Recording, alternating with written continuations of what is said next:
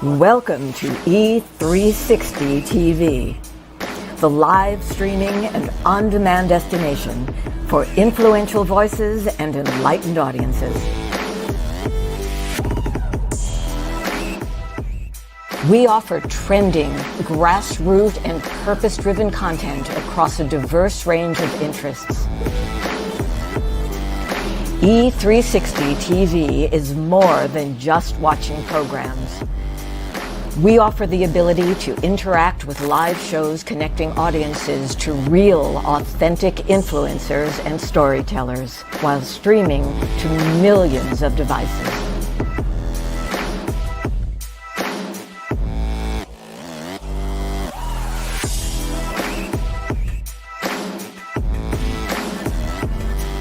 Real experiences. Raw conversations. One destination for it all. E360 TV.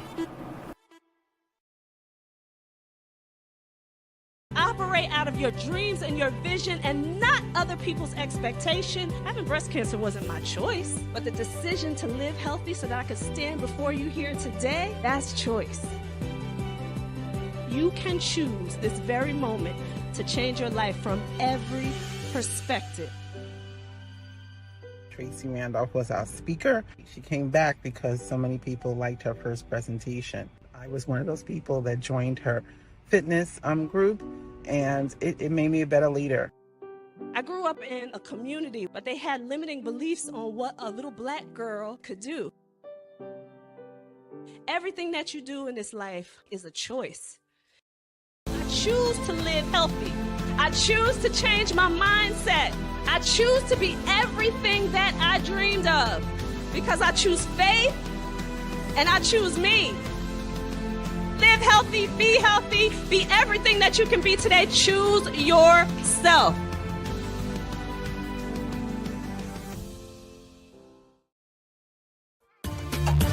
You're watching The Whole Living Show on Trajectory TV.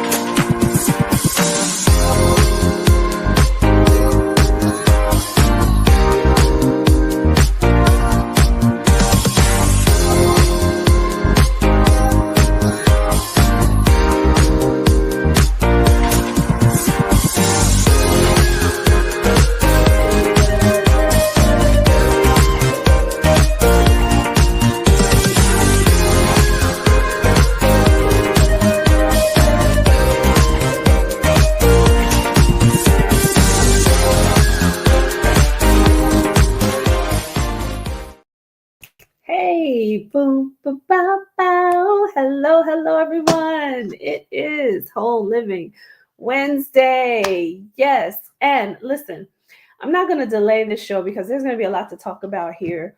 But you guys already know my amazing guest that is sitting backstage. She is the co-host of Femme Talk. She is absolutely amazing. She has many hats, as you know. We're going to bring her in because she has a journey that she wants to share right here on the Whole Living Show. Today's title is called A Woman's Journey, and it is about Dr. Melissa Simmons. Let's bring her in.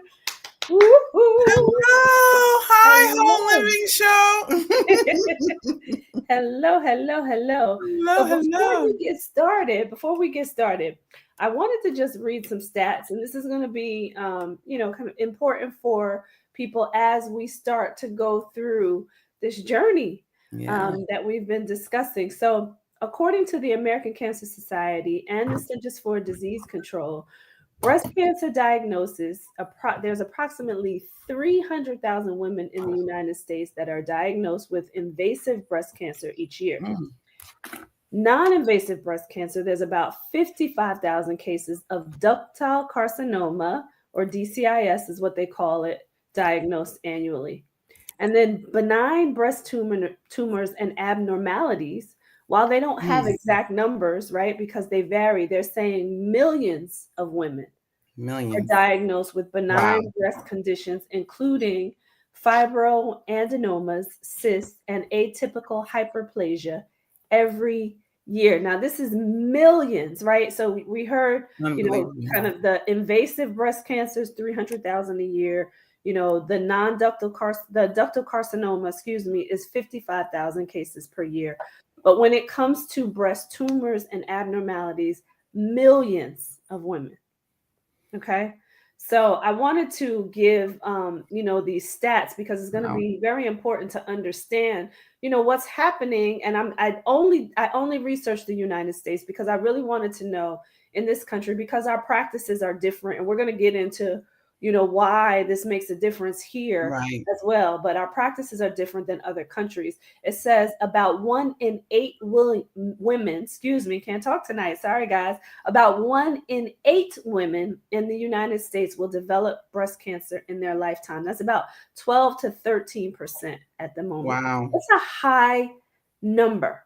Super high. Yeah. Super high. It's scary. Yeah. These numbers are daunting. And I'll be lying. I mean, as a woman, we always trying to figure out, what should we do about our lives. Mhm. And like many, I've been pretty diligent. I say pretty diligent about doing what my doctors have told me to do, right? Mhm. Once you turn, I think it was 40, now it's Mhm. down to 35, right? Yeah. You start getting annual mammograms. I grew up in the era where you learn how to do self-examinations, Mhm. right? Mhm. How you was taught how to do a self-examination. Yeah. I remember even when I had children, the doctors recommended, it was really positive to breastfeed, and that usually helps the development of your, as a woman with your Yeah. breasts and all of that. So Yeah. kind of, tried my best to be quite diligent, right? Yeah. About all of that stuff. Yeah, yeah. But you see the numbers, and as the audience knows, I'm a breast cancer survivor here. And I can remember, I joined a support group very early on at the hospital in New Jersey where I was treated because they had all different types of programs. But I can remember thinking about how the numbers just kept increasing and how I was meeting more and more women, who now were diagnosed with some either form of breast cancer or abnormality that came to that support group.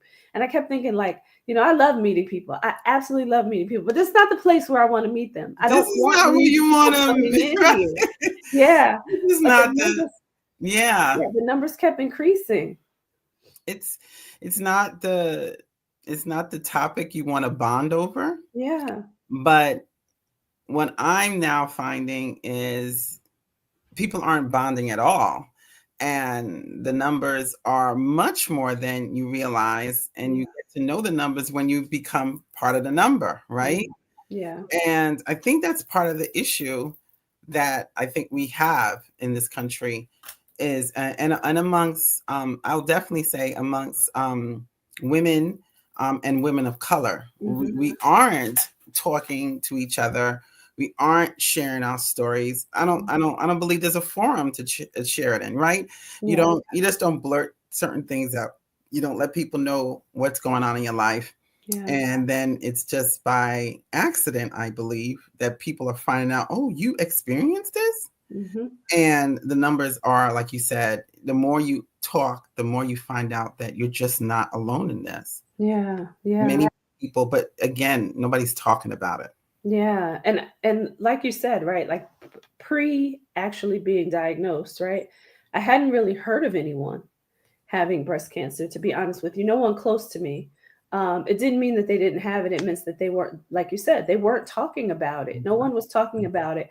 But I can remember, and we come from culturally, right? We come from a culture where you don't air your business, right? Especially Mm, your healthcare or medical issues, your financial issues, your relationship issues, right? Like you don't talk about those things. They're kind of like you just deal with them in silence with your very close knit family members, and that's it. And So even then, we're not doing it. yeah. I started talking to my sister Mm-hmm. recently, and she was telling me about people in my family. I said, I didn't know that. I didn't know Mm-hmm. that. So it's not even Tracy, like you. This culture, this we're at the end of I consider myself at the end of the baby boomer and the Mm-hmm. beginning of generation. I think it's X, right? And we didn't talk because No. our parents weren't talking. And like you said, everything was a secret. And Yeah. if they had something, we were finding out after the fact. We weren't sure. And I think that is a big factor in us not being able to give the best information about our health to our practitioners. Yeah. They always ask you, what is your history? And I have said my history, and I have found out my history is not even right. Yeah, and how sad when you think about it, right? And I've talked about this on both Fem Talk and here on the Whole Living Show, but just I had mentioned a young man that interned for me Mhm, some years ago, right? And he's Jewish, of the Jewish faith, and mhm. his family has books dated back to the 1920s, and they write everything in these Everything. books, everything from healthcare to recipes to everything, so that they can pass down information The to the next information. generation. Good Yeah, and and I'm assuming good and bad, or good and it's bad. just information, really. So Yeah, it's not even bad. It's just information yeah, that people need to know about, because your history does matter, it makes a and difference. how they treat you, what you should do, how often you should do this becomes so much more important based on history, Yeah, based on what your family, your full family, both mother and father side yeah, have experienced. yeah. So, Mhm. Absolutely. totally important. Yeah, so let's get into the journey itself, how things started for you, Yeah. and how you found out what was happening. So, like I said, I've been pretty diligent Mhm, about going to my mammograms, doing my mammograms a few years ago. I could say mhm, a few years ago, um, at least more than six. I started getting. They noticed that there was things, on my breast. They call it dense breasts, mhm, and I would have a mammogram. And they would say, "Look, we need to take another one." So I got used to, for a number of years, having one mammogram and having another one. mhm, Once they even went in and did I now call it a very minor biopsy, mhm, meaning I went to the hospital, they put a needle in, and then they did a pathology report on that needle, or that mhm, biopsy, and nothing, everything was good, right? mhm. Again, because they explained it as a dense breast. I don't know what that is. I assumed I had larger breasts, and they had, just the silliness of what even that meant to me was Yeah, kind of, you know, um, kind of aloof to what it probably was seeing. You know what I'm right, saying? right. And can I Now that stop you I'm, there for one moment? Because yes, I want to highlight this in what you're saying, because now I know you know different, but I want to like make it clear to everyone out there. Ask more questions at those points, right? Because yes, we as a yes. people, everyone, right? We get used to, especially women, right? Because we're doing so many different things. We get used to the doctor saying, "Oh, it's okay. You just have dense breasts." And then they never go any further to say what that means or what it could potentially mean down the line. So then we're stuck with, okay, I just have dense breasts. And every time you go in, versus maybe being able to mitigate something To now. work on something, to have a Yeah, better understanding that what are yeah, you talking about? absolutely. Part of me wants to say I don't even know if they knew, but I'm sure they did. I just, in my lack of not asking enough questions, Mhm, I truly did equate that I have large breasts. mhm, I'm a triple D. So yeah, I'm not a small breasted woman. So I just said, because I'm a big breast woman. That's mhm, what I thought. That's mhm, what I thought it meant. mhm, Um, until so last year, in October, November, I went for my mammogram. I had actually missed a year because I moved and couldn't find a new gynecologist that usually does make the recommendation. So my So my primary doctor, she made the recommendation. She says, you know what, here's the script. Go ahead and get your mammogram. I said, okay, fine. Purposely went back. I moved from a different state, but I'm often in the state I moved from. So I said, I'm gonna go back to that place so they know they have all of my film, so I don't have to go through 2 and 3 of the same test because they've just seen me for the first time. I wanted them to have my history. I went back there, and almost immediately they said, I need you to go get a biopsy. And I'm like, it wasn't even an extra memo at that point. They wanted me to go get a biopsy. So I was a little alarmed, and they explain they see some calcifications and they're not sure what they are. So now I get more information on what probably they were seeing the whole time, which was calcifications. Now it made more sense to me. Okay. Went to the biopsy.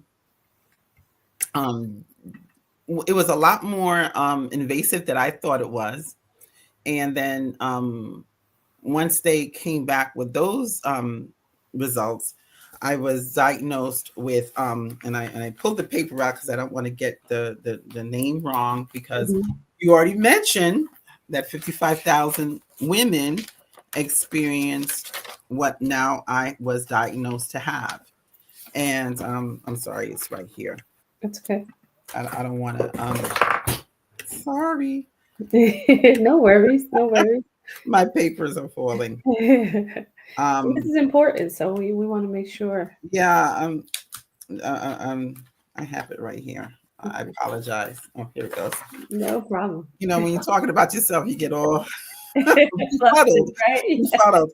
But I was diagnosed to have atypical ductile hyperplasia bordering on a ductile carcinoma, DCIS. You just mentioned DCIS are the initials, and with they said with calcifications involving papillary lesions. So now I'm like, the word that now hits me is carcinoma.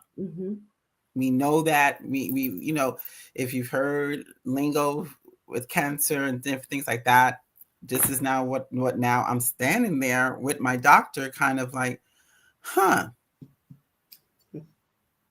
what do I do now? Yeah. So I thank God, you know, found an excellent doctor, African American doctor, woman. She just seemed, as soon as I met her, I just felt this sense of peace with her. And that's another thing. Find the doctor you need. I was quite nervous. The radiologist, I must say, the radiologist and the nurse who helped me with the biopsy were absolutely fantastic. They were absolutely, you can see they do this for women often. I actually asked one of the women, how did you do this? How did you come to do this? And she said, I just loved working with women. And I saw how important this was. And I wanted to just invest my learning on helping women through this process. Yeah. So look for that. Look for places that really have your best interests in mind. Yeah. And I wanted to mention something too, because it's important what you are saying about that. It's always good to never stick with one doctor just because that has been your doctor, right? If you're not getting the answers that you need, if you're not feeling good about what you're hearing, you can always go to get second opinions. You can always change your doctor. It's really important to have a doctor who understands what you're going through. So what you're going through and how you feel. Yeah. How you feel. That was that, and that now really has hit home for me, because this is just not an easy process. It is very invasive. Just everything. Just getting a mammogram isn't easy. And when you have to go now and get 20 different shots and, you know, and looks on a mammogram, we all know that's just not a comfortable process. So feeling comfortable in it is so important. So she took the time and explained to me, she said, this is not, they now know that when you have DCIS, it does not mean you will get cancer. However, the percentages that you can get cancer are there. So she made that very clear. She says, based on what we see, you definitely have the DCIS, but we're not telling you have cancer, which I thought was so important. She made that clear. And I want to give you just a variation here, right? Because where I started was with DCIS, but when they did the biopsies on me, they were cancerous. So even though they were testing for tumors inside the ducts, those were actually cancerous. So when it becomes invasive is when it leaves your ducts, and then that's when they call it invasive cancer, and then they start, kind of grading it by stages and where you are. But I wanted to like, give the little variation there, because I was told that I had cancer, even though it was DCIS. Yes. That's how it started. And that's where the tests now come in, in what they now do with you. So from that diagnosis of DCIS, they said, now it's your choice. But we recommend a lumpectomy, where now they go in and take out, based on what they see, they go in and take out the calcifications that brought them concern. And they now send those tissues to the pathologist, and then they test it further to see, to your point, to see exactly now what's happening within those ducts, to see what they're getting in those ducts. So that's what happened to me. I had they found 3 different areas, and again, even in going into the lumpectomy, I was very concerned and nervous, because even where they had to go, this is your breast. So where they had to go was definitely going to cause now my breasts to not be as normal as they were prior to it. And I think that was another thing I had to come to reality with, was now when you go in and now take out tissues from your breasts, your breasts are usually a whole piece. So when you start taking pieces out, now the formation of your breast now begins to change.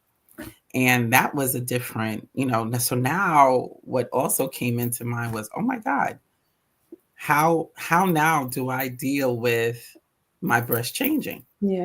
These breasts that I've had all my life, now they're changing. I don't know what's going to happen after. I don't know what the reports are going to come back to be. So now all of that comes into mind. I want to explore that part too, because we've talked about this before, but I definitely felt like it was a test of my womanhood, right? And for me, just like you, it was ductile. They found it in 2 separate places, but I chose to get a mastectomy. One of the reasons why is because I'm never been well endowed in that area, and I felt like if I had gone the lumpectomy route, it would have been grossly different from the other. Just because there wasn't enough breast tissue there, right? And the 2 different places were awkward, like on different sides as well. So I just felt like it didn't make sense for me. And at the time, my attitude was just take it all. That was my attitude at that time. But I want to talk about that piece about, having that feeling of, am I going to feel less than a woman, right? Because the breasts are so much a part of womanhood. It's that you mentioned earlier about breastfeeding and how they say that kind of mitigates tumors, but that's also just an essential part of life. And it's essential when it comes to, intimacy with your mate. So talk about, that feeling, because I want women to understand that part too. It's normal.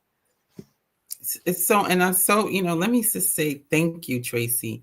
You have been so open and caring and just was able to talk to me, because I didn't know what to think. I didn't know how to feel. I have to admit, I was so numb when I heard this information. I could barely tell my family, much less deal with it. And part of it was, you know what, I'm not going to say anything. I remember just being silent. And I talked to another woman. She said, she gave that same perspective, that she said, you know what, it wasn't real until I talked about it. So I guess I wasn't going to talk about it. And Yeah. I was like, okay, thank you. But I want to thank you personally and let you know how you made me feel. You made me feel okay. You made me feel like I was, it's okay to feel this way. I'm married to my husband for 35 years, right? Yeah. This year will be 35. And we have, yay. And he knows me. We Yeah. know each other. We know each other's bodies. We know each other. We have, how we are intimately is how, we've developed. Yeah. And it took me even a long time with him to become very comfortable with who I was Mm. sexually. Took me a while because I didn't learn about loving your body, Yeah. at a young age. I didn't learn about it. So I had to learn it on my own with him. And God bless him for loving me any way I ever was. Mm. But now I had to say, oh my God, this is part of who I am as a woman. Like you said, I breastfed all my children. And now, who I am as his wife, is that going to change? He never said it would, but Mhm. I said, is this going to change how he sees me, Yeah. how he feels about me, how he sees me sexually? Am I not going to turn him on anymore? Is this going to be a problem? That's just how I saw it. And thank God we were able to talk about it. Thank God we were able to talk about it. But I was so appreciative Mm. of him being open. One thing I will say, he said, Melissa, I love you. Mm. I love you. Mm. And whatever we have to adjust, we just adjust. We Yeah. learn different ways. We'll explore differently. But I love you. And that totally gave me a level of, peace Mhm. with him and being able to like figure it out. That Yeah. it's okay if, we still are figuring out because the journey didn't end yet. Yeah. And before we go into that, I want to mention two things that you talked about here. One was, not wanting to tell people about it, right? And I can remember my beautiful bestie is watching here, and I can remember saying that to her, like, I don't want to tell this story. And she said, well, if you don't, like, who will? She's like, if you tell your own story, you get to control the narrative and you Mm-hmm. take out all the guesswork from it. And when I thought about it that way, I'm like, okay, I guess I have to tell this story, right? And then when I thought about what could come next for other people, because I had gone into like full research mode. I was Mm-hmm. researching everything I possibly could. I was watching everything I could. At the time, for me, this was, 13 years ago, right? Um, but when I was doing all the research, I was watching Dr. Oz was on television, right? I was watching Dr. Oz. I was going in, and after seeing things on his show, I would start researching. Well, what does this mean? And what does this mean? And, started looking into everything. But you can control the narrative, Yeah. right? If you tell your own story. And then the other thing I wanted to do is just give a shout out to Lamont because, and that's her husband, everyone. But because you have that support, right? And I know as a single woman, I didn't know what was coming next. And I Yeah. wasn't really in a relationship at the time that I had gone through it. So my thought process was, wow, like, how am I going to get into a relationship now after Yeah. this and not look the way that I used to, right? So kudos to him for being able to have the conversations, to look at you and say, I love you, so important. So for the men out there who support their women, make sure you can tell your women that. But I want you to also now go into, because you mentioned that the journey is not over. So talk about, what came next. Yeah. So I had my lumpectomy, and again, and my doctor was amazing. Um, just through the whole process, the healing process was actually better than I expected. Mhm. This is not my first surgery, but it was not um, what I experienced with other surgeries. Yeah. So it was the healing. It took about a month. I'm not going to say it didn't, But again, thank you to my family. They took care of me. They made sure I was able to heal. I was able to rest, and was able to, take my time coming back and working, Yeah. and just resuming my life. But I will say I was anticipating this pathology report, because that was the purpose, right? Yeah. So I'm waiting for it. And, now everything's online, right? We have our health history online. Mm-hmm. I don't I know if that's good or bad, but yeah. I don't know either. I don't Right. know either, right? Good and bad, because I did experience one of my, unfortunately I couldn't find my GYN, because my one I was with, she actually retired and sold her practice, and I've been trying to get all my paperwork from her. So again, when it's online, you don't have to worry about that. So that's the benefit. I'm sure there's negatives, but that's one of the benefits. Yeah. One of the other things is that when the pathology report came in, it went right to my my app. Yeah. So I immediately ran in it, and thank God everything that I read said no cancer, no cancer, no cancer. So I celebrated. Amen. Yes. I celebrated on the fact that there was no, cancer found on the pathology reports. Now, mind you, I read it. So in me reading it, I am not a pathologist. I'm not a doctor. So I'm just reading things. And all I was capturing was the last sentence of every paragraph. Don't do that, because doing that now, when I go to the doctor, I'm like, and let me say this. When you go through a journey, it's a journey, right? Yeah. So when you feel in your head the journey is over, you've gone through it, it brings a sense of relief. It brings a sense of, okay, I've done it. I've done what I had to do. So in my head, I started, and not that I wasn't planning anything, but when you go, everybody's journey takes different detours. So this is a detour for the moment. So in going into this detour, I felt like, okay, now that I read the pathology, I'm off the detour. Let me, resume everything. Yeah. Went to the doctor, and she said, okay, yeah, everything came back. She says, but we found something else.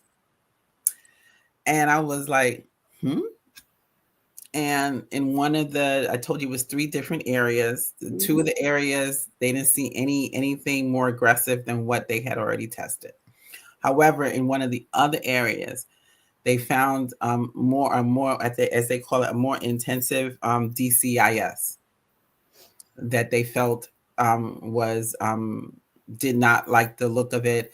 Found some of the, I guess, some of the, what's the word? Some of the cells that they were looking at just looked a little bit more aggressive than the others. So what she said, we want to go in and actually take that out completely. And then we want to do radiation on you. And then we want to then give you medication. For about 5 years. And I felt the bottom just drop. I just felt it drop. Because now I'm like, okay, not expecting that. Yeah. You know what I'm saying? And like you said, Tracy, these are precursors. If cancer is going to develop, this is where they develop from. Yeah. And I will say this. I am so grateful that this is where they found it in this stage. Yes. So I think that is something that you must take from this. I was watching, it was on social media, and it was a woman who she had went through this process with her mother. And because she went through the process, and her mother did develop cancer, breast cancer, and unfortunately it did not, it wasn't the best situation. So she promised herself, because part of her logic was, when you get all these mammograms, you are exposed to radiation, right? And people say radiation can be a curse or a blessing or a curse. So she felt that the radiation from all of the mammograms her mother had to take had sped up a cancerous process. So she decided not to get mammograms. Wow. Okay. Now, one thing that we did learn, and I learned, is that self-examination, if you're able to usually feel a lump, Mm-hmm. it is at a It's stage. already, yeah, absolutely. It is already at a stage Mm-hmm. that It's now they already have, invasive. exactly. They Yeah. already have to treat this now aggressively. Yeah. Yeah. They are going to treat it aggressively. The mammograms allow them to see it in different stages and at Mm-hmm. lower, and for me, it is not at a stage that they felt is now cancerous, Right.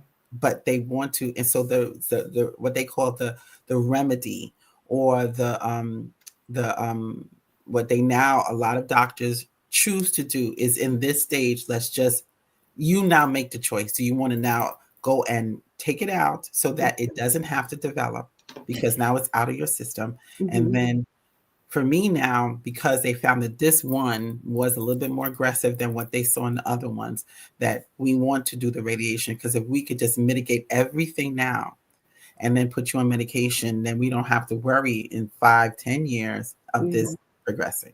Yeah. Yeah. Anything else? Yeah. And I want to pin it right here while we take the commercial break, but I want people to think about that. I wanted to say, I understand, like, you know,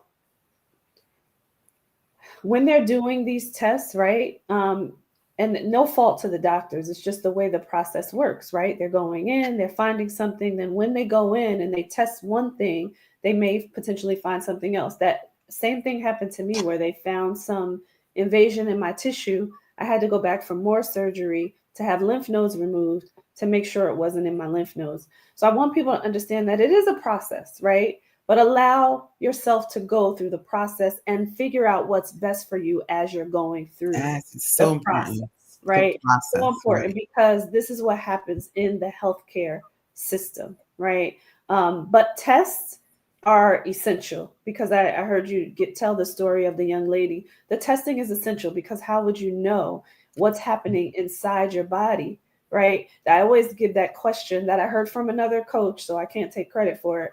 But are you healthy or are you just not sick, right? And we sometimes we don't know. But I want to take this quick commercial break. We're going to pin it here. We're going to come back and talk to Dr. Melissa about what the next steps are. And then I have a video that I want to show also of something that came up on social media, a doctor that's talking about how you can be preventative when it comes to cancer and cancer cells. So, and then even how you treat cancer cells. So we'll be right back, everyone. We're going to take this quick break and then we will see you here right back. Imagine a verdant paradise that stands as a convergence of worlds, a living temple of native wilderness, a place where the full potential of inherent human and earth magic can be seen, felt, and understood. A space that attracts the brightest and best of educators on the leading edge. A place of permaculture designed for the benefit of future generations.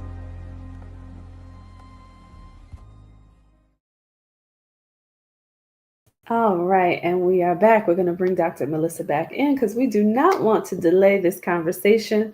So talk to us. I'm going to cue up the video. Talk to us about, the next steps and how you're feeling about, what's coming next. Sure. Again, thank you, Tracy, for just the level of support that you're giving. So the next steps are, I am scheduled to have my second lumpectomy next week.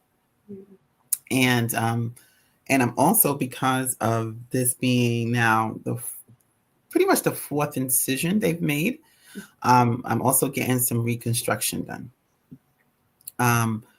Again, when they go in and, they start taking things out, things are changing. The shapes, your breasts are just totally changing. Yeah. This would be the fourth incision and removal they've made.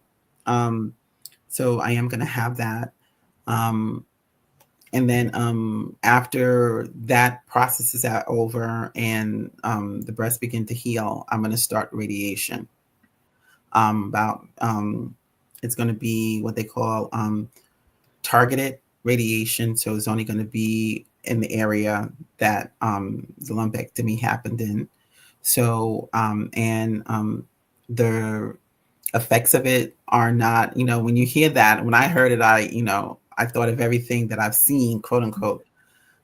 It's not too, the side effects are not as invasive as chemotherapy. So it's a more so fatigue and maybe some soreness in the area, some browning based on the area that's in, but it's not as much as you may think. Yeah. So I'm just preparing myself for that. I know you're going to do something about you're going to talk about how you should now kind of treat your body going through these things. And what I'm learning is now what I eat, what I put into my body is even that much more important. I'm going to be very mindful about what I need to do to build back the tissues and eat proteins to build back any tissues that are destroyed through the radiation process. Make sure I eat things that are going to help my body heal and restore good cells into my body, especially the ones that begin to grow back. Right. That there are positive cells that grow back so that I don't have to go through this process again. Absolutely. Absolutely. And that is the key. And I'll just mention that. And I'm actually, because I drink this every day now, so I'm going to mention it, something that, we've talked about. These are soursop leaves. And and you can eat the fruit as well. Great to eat the fruit. If you can find it in the United States, it's hard to find soursop fruit in the United States, but you can buy the dried soursop leaves. You can see I'm almost done with this, but I drink soursop tea daily because soursop is anti-cancerous. So it helps to repair your cells, and it helps to strangle those cancer cells, right? And this is what this video is wrapped around, how to basically strangle the cancer cells. I do want to mention something else as well. Keeping your body pH balance as much as possible. When you look at the scale of pH balance, it should be like a 7. And when you do the testing, sometimes they give it to you in color. It should be like this lightish green color, and you'll know that your body's pH balance. But the more oxygen that you have in your body, the harder it is for cancerous cells to grow in your body. So I wanted to mention that as well, because that's where the food and the exercise, and that's where it comes in, to get that oxygen in your body, balance your body's pH, and make it really hard for cancer to live in your body. The more acidic your body is, or the more sugar that you have in your body, the more the cancer cells will thrive. And a big part of it, which everybody knows, I always talk about digestion. If your digestive system is clogged up, cancer is going to be able to grow and thrive in your body as well. So cleaning out your digestive system is very important as well. But I wanted to show this video because this doctor talks about fasting and how to also, kind of strangle cancer cells. So I'm going to pop this up here, and we can just show this video really quickly. And then I want to just talk about, oops. And you know how these videos go. They start before you can else. I thought cancer was a so here we go. Let me we published one of the first ever papers linking that the higher your blood sugar, the faster the tumor grows. The lower the blood sugar, the slower the tumor grows. There we go. Undeniable. From a normal cell to a cancer cell doesn't happen overnight. All we have to know with cancer is, how are they growing so rapidly? Why are they going out of control? How come it's so hard to kill them? A solution to the cancer problem, to manage cancer without toxicity, is to simultaneously restrict the two fuels, glucose, which is already in our bloodstream from the food we eat, and the amino acid glutamine. If we stopped eating and we took a low carbohydrate diet and just did water-only fasting, we would get into nutritional ketosis. The tumor cells have a bad mitochondria. They're dependent on glucose and glutamine. We can replace glucose and glutamine with ketone bodies. So we selectively marginalize these tumor cells slowly over time. They slowly start to die, the blood vessels disappear, and the body comes in and dissolves them. So really we need to be thinking about all the things that have caused dysfunction in the mitochondria. Absolutely. If you can keep your mitochondria healthy. How? Vigorous exercise, water-only fasting, and reduce consumption of highly processed carbohydrates. So I wanted to show that because I think it's important to understand, when it comes to yeah, what we do on a day-to-day basis, Yeah. right, can really play a huge part in how our body fights off disease, right? Yeah. Um, so I wanted to share that because I thought that was interesting. I'm really big. He's talked about the mitochondria. I'm really big on digestion, and that's where that comes in, like changing the balance of your mitochondria, putting your body into ketosis, and making sure that you have this pH balanced body, and then also just making sure that you're putting the right food in when you are eating. He mentioned something there that is people are talking more and more about is fasting. Something Yes. that, That's a new thing. It's a new but not new thing. it's not new. I learned fasting in church, right? Yes. So Yes. we're always, looking for a fast, a prayer fast and stuff, but it includes eating Yeah. or not eating, so to Yeah. speak, over certain times of the day. Yeah. So I find it interesting. Two things I used to do is also I used to follow a low carb diet.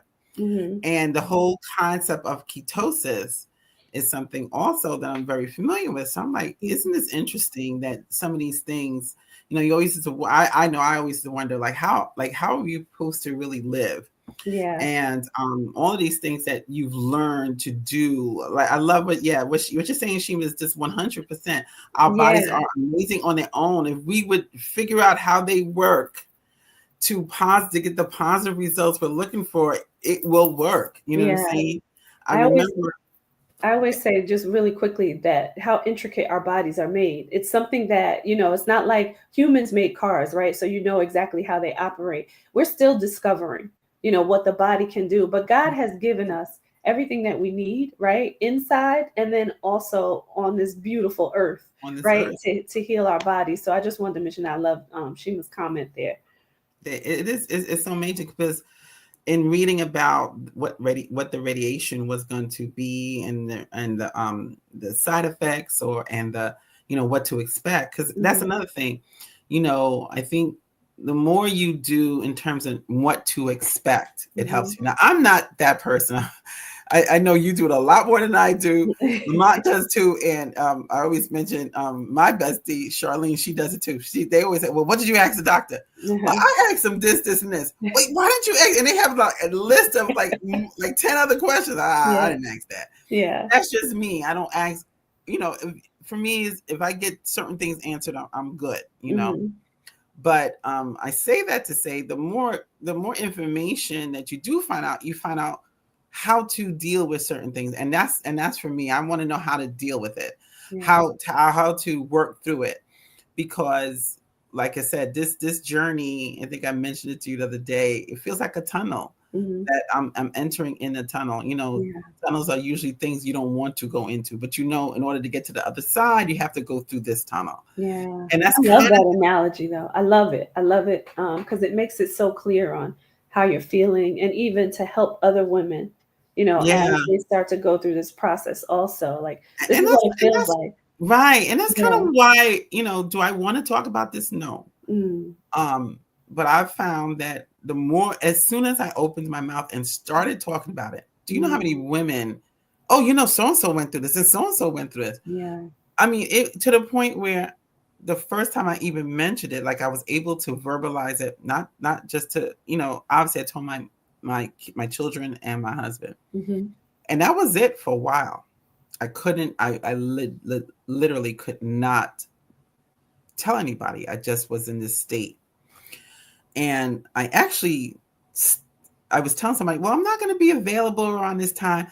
And I forgot. I said, I had to go for a mammogram, and they said, oh, I got markers. They started talking about the markers they had in their breasts. And I said, you have markers? Yes. Oh, I have a marker because, and then the person just went into this whole dissertation about her sister having a mastectomy, and because it's in her family, she had to go and get a few biopsies, but now she has markers. And I never heard about markers until October. Yeah. A few months ago, they put markers in there. So now I'm looking at her, and she was so calm telling me. I was like, yeah. And then it was like, and it became this common thing. And as soon as I finally told my sisters, and they said, well, so-and-so have this and so-and-so have it. I said, wait a minute. Why are all these, and then let me call so-and-so and see if they could talk to you. And I'm like, well, why are we not sharing this? So then my sister, well, I had a biopsy. Well, why did you tell me you had one? So now we're going back and thing. And then from that conversation, which lasted, as you can hear, a couple of hours now, we decided to now create this database so that all of the kids, all of our children and our family can access this, because now we need to keep a true medical history, so that now when you go to the doctor and now they ask you, does anybody in your family have this? You can say yes. Yeah. Because, oh, my auntie, she had a biopsy. She had a lumpectomy. Oh, okay. Because then because now they use that information to now say what percentage or how likely is it that you can develop something, so that you can maybe mitigate it. Eat differently, use different, eat different foods. We're finding out in our family, to your point, Tracy, to your wisdom, Tracy, food is such a big factor. Yeah. How we eat, going, the whole thing about being more organic, being like staying away from certain foods. Like, for example, during radiation, they recommend you do a lot of proteins, but not red meat. Because the proteins in red meat feed on cancerous cells, as opposed to as opposed to other proteins that don't feed the poisoning of the cells in your body. So again, trying to now shift, had already started shifting, already don't eat a lot of red meat, but now that's just a check in my, on my thing. Oh, well, maybe let that go. Maybe that goes away now. And I'll be okay with it, because now I know I have a purpose. I have there's a there's more reason to just say forget about it. I'm already like this, it's already on the 90%. I don't eat it most of the time. Yeah. So now what? Okay, so 10% now, let's get rid of it. No big deal. I always think about those things as like, because I ate everything under the sun before this process happened, right? I mean, everything from the process to the non-process, right? Right. But I always think about, okay, I've had it. I don't miss it anymore, because I know what it does to my body, right? But I know what it tastes like. So, when people are describing things that taste so good to them, I'm like, yep, had it, been there, done that. But that's not good for me. So I'm going to stay away from that. And you find other things that could help, or you explore, that's another thing. I promised myself that this second half of my life would be one of exploration, would be one of doing what I didn't do before. And that now is probably going to include what I eat. Yeah. And maybe I need to try different things and eat different types of food and really explore what I like, because everything is so okay, we're used to doing the same thing. So now let's not be used to it. Yeah. And your taste buds will change. As you change, your taste buds will change. And you'll find that something maybe that you ate before, you really won't like it anymore, because you've changed you're changing your body chemistry. Yes. And your body just doesn't crave those things that you give up. It really does. I wanted to give you, before we close out, so we got like 2 minutes here, I wanted to just give you, your last and final words, whatever that is, what's on your heart. Just talk to us. Again, thank you, Tracy, for being a friend. Shima, for being a friend. Charlene, for being a friend. Shara, just all my friends that's come and just supported me and loved me. My family, Dr. Jen, Shirley, just everybody that's just loved on me, because that I can't say enough how much that is. My kids, just love them and everything they've given me just to be able to get through this moment. It is a moment that is not the easiest to walk through. But like I said, as long I'm going through this tunnel, as long as you hold my hand as I go through this tunnel, I will be okay. Yeah. And let's just, because we talked about this last night, right? Think about what's on the other side. Yes. Right. I'm gonna the light is definitely at the end of the tunnel. So think about what's on the other side. I love you, Mimi. I love for those of you who don't know, that's her nickname, Mimi. But I love you. And, we are on this journey together. Anyone out there, if you have questions for for us, you can put your questions on the show page right here on the Whole Living Show. We're doing this because we want to help other women get through this process. You heard the numbers in the beginning of the show. It's more and more prevalent these days, and we want to make sure that you're getting the information that you need. If you need help, again, reach out on the Whole Living Show page, and we will get you the help that you need. Thank you so much, everyone. Dr. Melissa, me. Love you so much, and thank you for having the courage to share your story and what you're going through. We will see you all next week right here on the Whole Living Show. We actually have Dr. Jane Durst Pulkis coming back, and she's a metabolic doctor. So you want to tune in because she's going to let you know how you can get your body together based on your blood work. So very important. We'll see you soon. Take care, everyone.